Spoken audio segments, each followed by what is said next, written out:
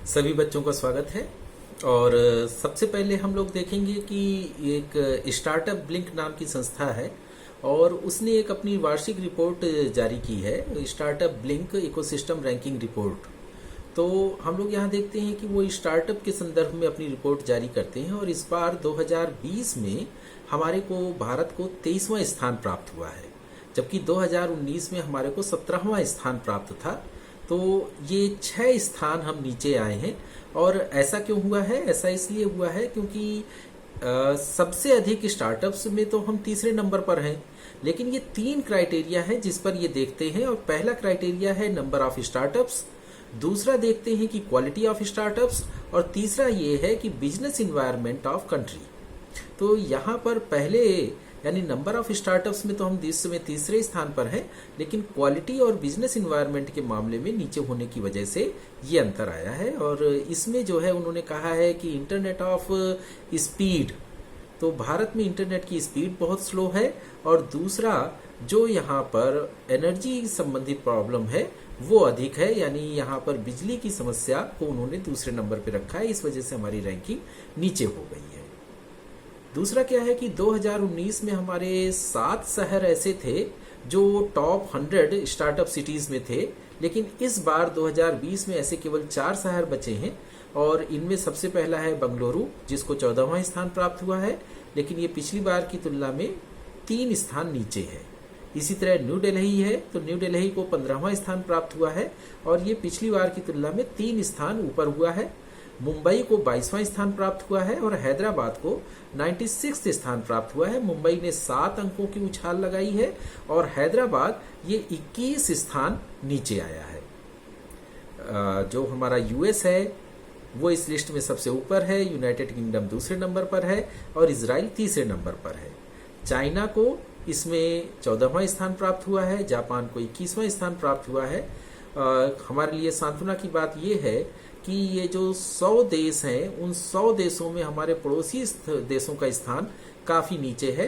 100वें स्थान पर नेपाल है, 99वें स्थान पर श्रीलंका है, 98वें स्थान पर बांग्लादेश है और पाकिस्तान 82 यानी 82वें स्थान पर है। तो इस तरह से हम देखते हैं कि भारत इनकी तुलना में तो अधिक अपेक्षाकृत 23वें स्थान पर है startup blink ecosystem ranking report में। तो अब हम लोग देखते हैं दूसरा विषय है अपना कि दसाऊ एविएशन ने जुलाई 2020 तक राफेल की डिलीवरी का अपना वादा दोहराया है। अक्टूबर 2019 में जब रक्षा मंत्री फ्रांस की यात्रा पर गए थे तो वहां पर उनको वो राफेल हैंडओवर किया गया था और उसी के साथ जो है कुछ उसमें इंडो सेंट्रिक चेंजेस होने थे जो भारत सरकार के द्वारा उनसे विशेष रूप से अनुरोध किए गए थे। तो उस वजह से उन्होंने ये वादा किया था कि ये मई 2020 में डिलीवरी कर दी जाएगी, लेकिन वो जहां मैरीनाक नामक स्थान पर बनते हैं और मैरीनाक शहर में कोविड-19 की स्थितियां ऐसी नहीं थी कि उनको काम किया जा सके, इसलिए लॉकडाउन की वजह से उनमें विलंब हुआ है।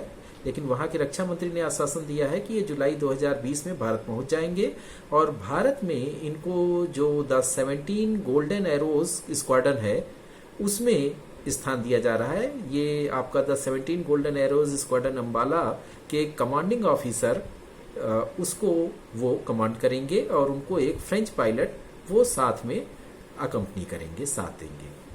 तो 2016 में ये समझौता हुआ था, इसके अंतर्गत 36 राफेल भारत को मिलने हैं। 8.78 बिलियन की ये डील है। 59,000 करोड़ रुपए भारत सरकार द्वारा 36 राफेल के बदले में दिए जा रहे हैं और 108 राफेल ऐसे होंगे जिनको भारत सरकार के रिलायंस इंडस्ट्रीज लिमिटेड की तरफ से और फ्रांस की तरफ से दसाऊ वो उनके बीच में एमओयू हुआ है और उसका निर्माण भारत में किया जाएगा टेक्नोलॉजी ट्रांसफर के द्वारा।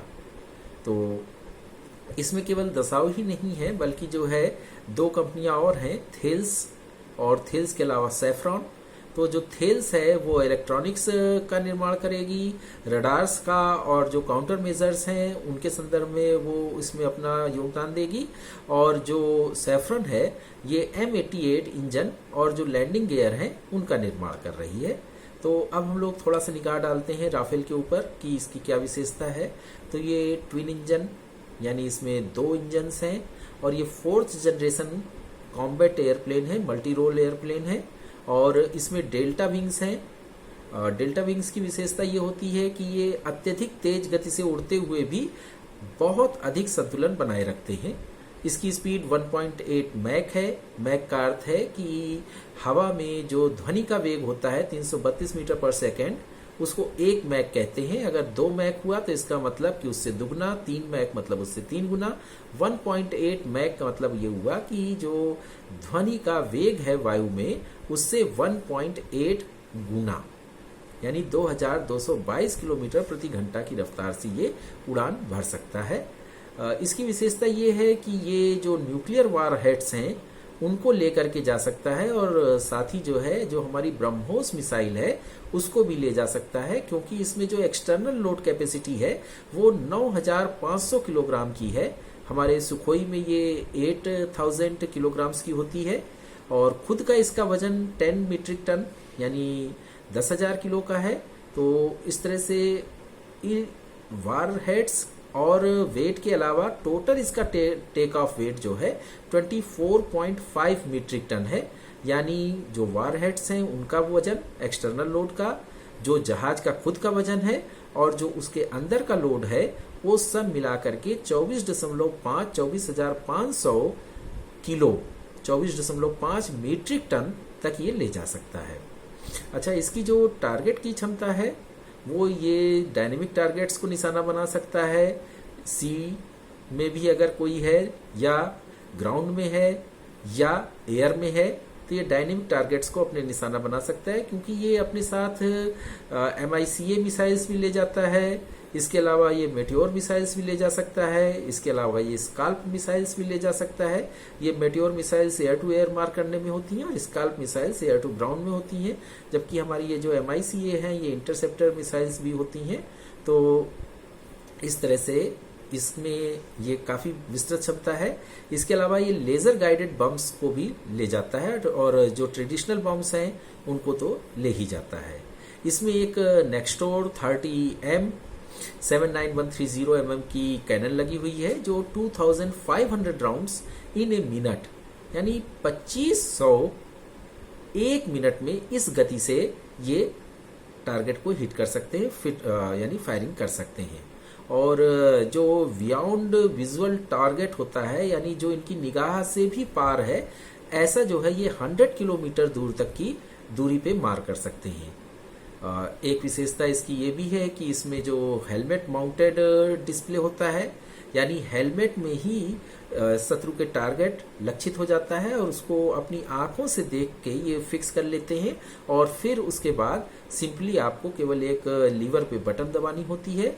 रडार वार्निंग सिस्टम है, यानी रडार जो है शत्रु का है, आपको वो ट्रेस कर रहा है ये मालूम चल जाता है और उस पे जो है आप लो बैंड जैमर का प्रयोग करके वो रडार भी एनिमी का जाम कर सकते हैं, उसके जहाज का या उसके जो एयरबेस है उसको जाम कर सकते हैं।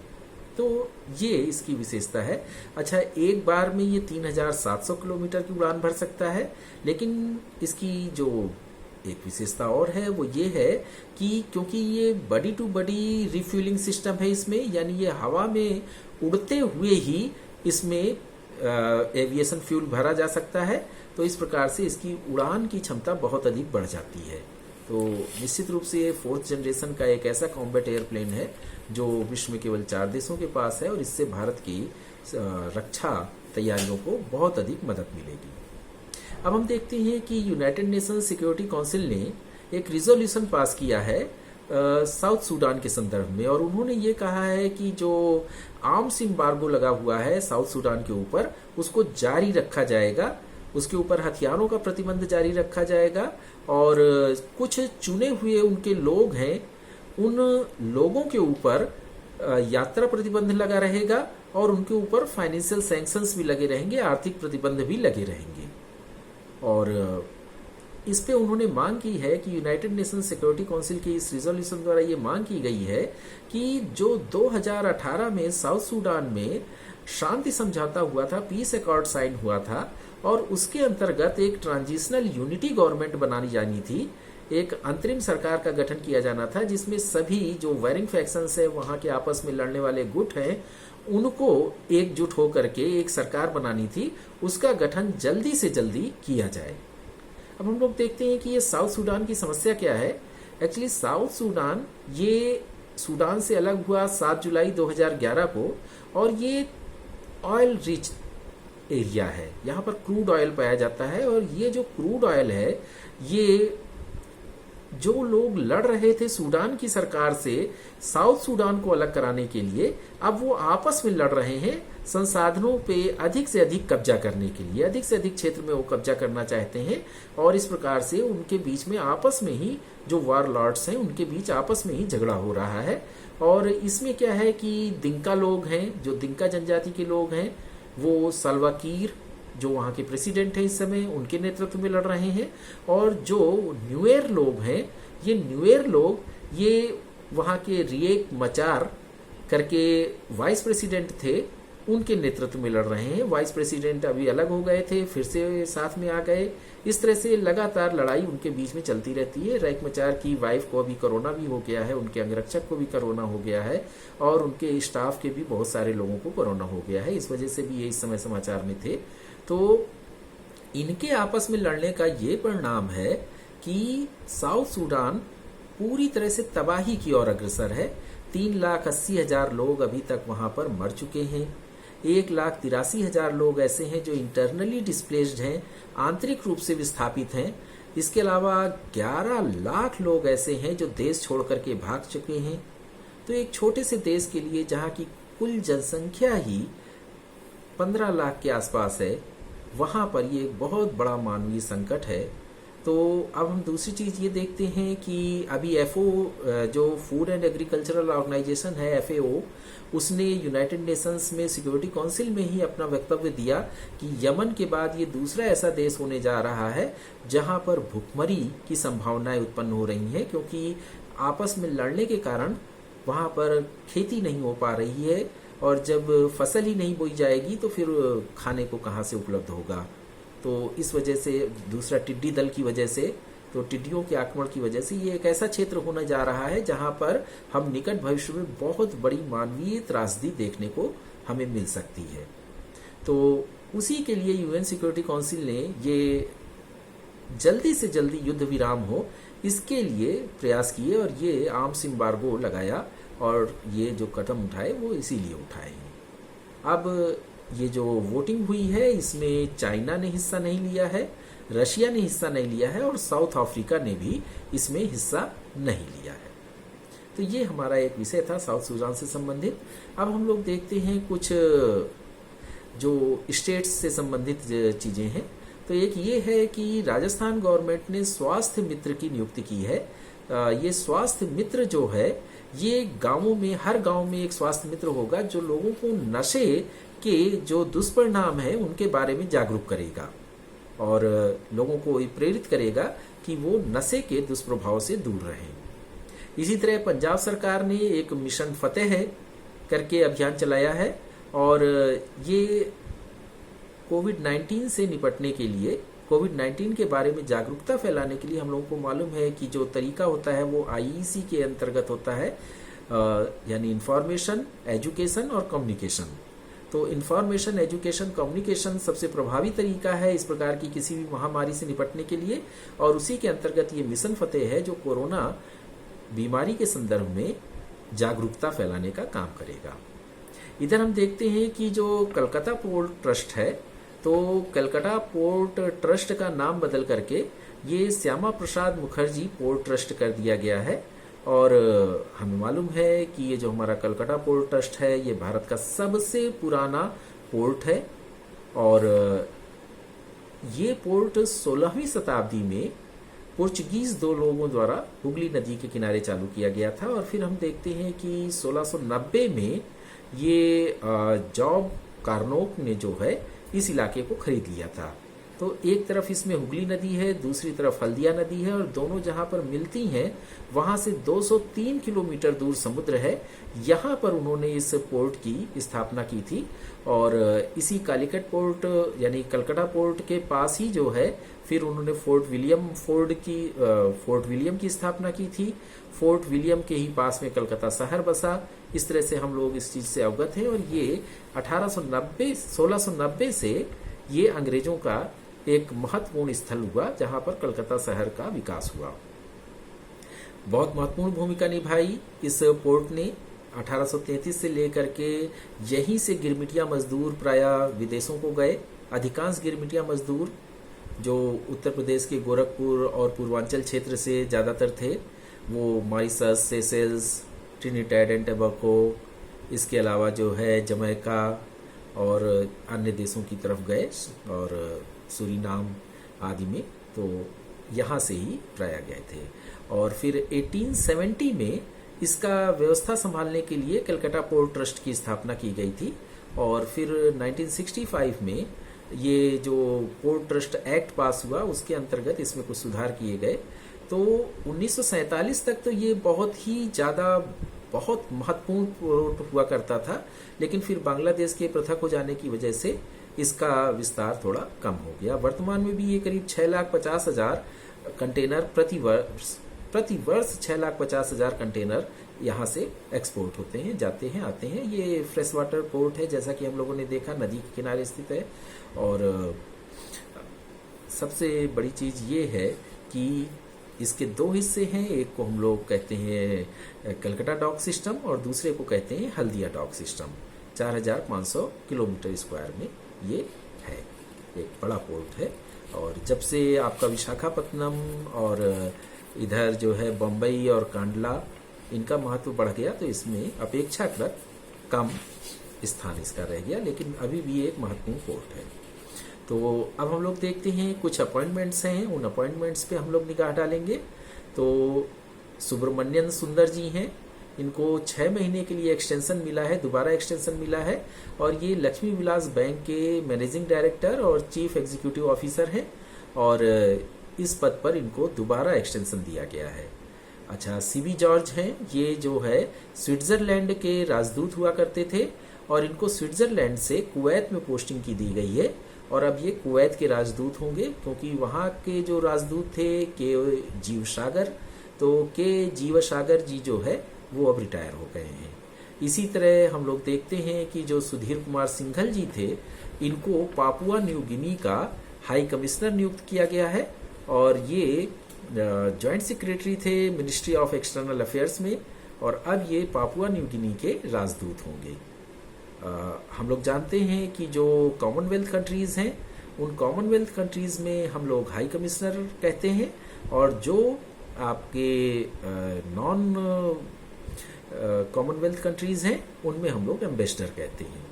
तो अब ये हमारे सुशील कुमार सिंघल जी ये हाई कमिश्नर होंगे पापुआ न्यू गिनी के। अच्छा, इधर अजय चौधरी जी हैं, इनको डायरेक्टर फाइनेंस चुना गया है रूरल इलेक्ट्रिफिकेशन कॉरपोरेशन में। तो रूरल इलेक्ट्रिफिकेशन कॉरपोरेशन के अब ये डायरेक्टर फाइनेंस के पद पे कार्य करेंगे। इसी तरह डॉक्टर चंद्रशेखरन हैं, तो डॉक्टर चंद्रशेखरन जी को परमानेंट डायरेक्टर CICT का चुना गया है, और ये जो हमारा CICT है, ये है central institute of classical Tamil. इसकी 2008 में स्थापना की गई थी, और जो क्लासिकल तमिल भाषा है उसके संदर्भ में ये बहुत महत्वपूर्ण भूमिका अदा कर रहा है। इधर उदय कोटक जी को CII का प्रेसिडेंट चुना गया है। ये कॉन्फेडरेशन ऑफ इंडियन इंडस्ट्रीज के 2020-21 के प्रेसिडेंट होंगे, और कोटक महिंद्रा बैंक जो है, कोटक महिंद्रा बैंक लिमिटेड के ये मैनेजिंग डायरेक्टर हैं और CEO हैं। अब हम लोग खेल के संदर्भ में देखते हैं कि जो अमित पंघल और विकास कृष्णन, इन दोनों लोगों के नाम की राजीव गांधी खेल रत्न अवार्ड के लिए सिफारिश की है बॉक्सिंग फेडरेशन ऑफ इंडिया ने। तो ये हमारे अमित पिंघल जो है ये 52 किलोग्राम वर्ग के एशियन गेम चैंपियन हैं, और जबकि विकास कृष्णन जो है ये कॉमनवेल्थ और एशियन गेम के दोनों के गोल्ड मेडलिस्ट हैं, और विकास कृष्णन को 2012 का ये अर्जुन अवार्ड भी प्राप्त हुआ है। और इन दोनों के अलावा जो है ये लवलीना बोरगोहाइन और सिमरनजीत कौर और मनीष कौशिक, इन तीनों को नामों की सिफारिश बॉक्सिंग फेडरेशन ऑफ इंडिया द्वारा अर्जुन अवार्ड के लिए की गई है। तो ये लवलीना बोरगोहाइन और सिमरनजीत कौर और मनीष कौशिक, इन तीनों को अर्जुन अवार्ड के लिए नामांकित किया गया है और आगे सरकार को डिसीजन लेना होता है। अब हम लोग कुछ नेशनल न्यूज़ पे निगाह डालेंगे। वो ये है कि हम लोगों ने देखा था कि आत्मनिर्भर अभियान के अंतर्गत भारत सरकार में निर्मला देशपांडे जो हमारी वित्त मंत्री हैं, उन्होंने ये घोषणा की थी कि एमएसएमई की परिभाषा और क्राइटेरिया, जो उसके मानक हैं वो भी बदले जाएंगे और उसकी परिभाषा को भी बदला जाएगा। ये हमारा एमएसएमई एक्ट 2006 में जो निर्धारित किया गया था, उसमें अब 14 साल बाद ये परिवर्तन किया जा रहा है और इसकी मांग काफ़ी समय से की जा रही थी। तो 1 जुलाई 2020 से इसको गजेटेड कर दिया गया, ये नोटिफिकेशन गजेटेड कर दिया गया है कि 1 जुलाई 2020 से वो नई परिभाषा और नए क्राइटेरिया, नए मानक प्रभावी हो जाएंगे। इसके अंतर्गत क्या है कि माइक्रो यूनिट जो है वो ऐसी सभी इकाइयां जिनमें निवेश 1 करोड़ तक का है और जिनका वार्षिक टर्नओवर 5 करोड़ तक का है, उनको माइक्रो यूनिट, सूक्ष्म यूनिट के अंतर्गत माना जाएगा, यानी सूक्ष्म इकाई माना जाएगा। इसी तरह जिनमें जो निवेश है वो 10 करोड़ रुपए तक का है और जिनका टर्नओवर 50 करोड़ रुपए से कम है, उनको स्मॉल माना जाएगा, लघु इकाई के अंतर्गत माना जाएगा।